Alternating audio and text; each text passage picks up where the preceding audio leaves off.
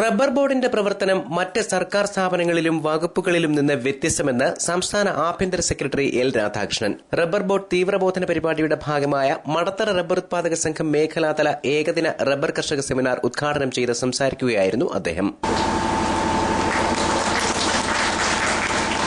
Rubber കൃഷിയാണ് കേരളത്തിന്റെ സമ്പദ്വ്യവസ്ഥയെ താങ്ങി നിർത്തുന്നതിൽ വലിയൊരു പങ്ക് വഹിക്കുന്നതെന്ന് അദ്ദേഹം പറഞ്ഞു. ഉൽപാദനം വർദ്ധിപ്പിക്കണം, അതിന് ഉൽപാദനക്ഷമത വർദ്ധിപ്പിക്കണം. പക്ഷേ അതിനെല്ലാത്തിനും പരിമിതികളുണ്ട്. ഉൽപാദനക്ഷമത വർദ്ധിച്ചു വരിക തന്നെയാണ്.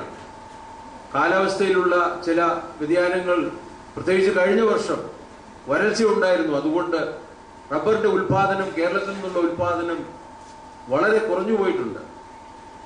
എന്നിരുന്നാൽ പോലും മറ്റു പല കൃഷി മേഖലകളെ അപേക്ഷിച്ച് നോക്കുമ്പോൾ റബ്ബർ കൃഷി എന്ന് പറയുന്നതാണ് ഇന്ന് കേരളത്തിലെ കാർഷിക സമ്പദ് വ്യവസ്ഥയെ ഉയർത്തിപ്പിടിക്കുന്ന ഏക മാർഗം എന്നാണ് ഞാൻ വിശ്വസിക്കുന്നത്.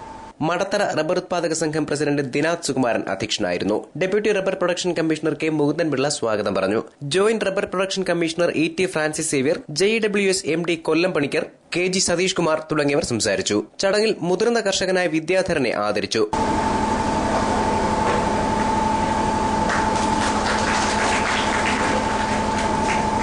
മടത്തറ റബ്ബർ ഉത്പാദക സംഘത്തിന്റെ പരിധിയിലുള്ള SSLC +2 പരീക്ഷകളിൽ ഉന്നത വിജയം നേടിയ വിദ്യാർത്ഥികൾക്ക് മെറിറ്റ് അവാർഡുകൾ നൽകി ആദരിച്ചു. News bureau, Kadakkal.